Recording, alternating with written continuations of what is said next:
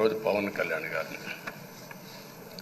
కళ్యాణ్ గారిని assembly gate కూడా తాకనీయం అని పెద్ద పెద్ద డైలాగులు చెప్పారు.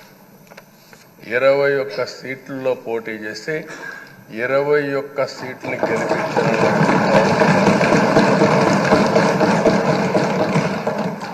వైనాట్ 175 అని చెప్పి 11 కూడా తెచ్చుకోలేని నాయకత్వం. అంటే ఏ విధంగా మాట్లాడారు అనేదానికి ఇది ఒక ఉదాహరణ.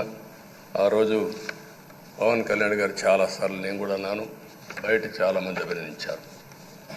ఎక్కడ తగ్గాలో తగ్గడం, ఎక్కడ గెలవాలనో గెలవడం నేర్చిన వ్యక్తి పవన్ కళ్యాణ్ గారు. ఈరోజు మనందరం కూడా గుర్తుపెట్టుకోవాల్సింది, రాజకీయాల్లో సుదీర్ఘమైన రాజకీయాల్లో ఉన్నాం.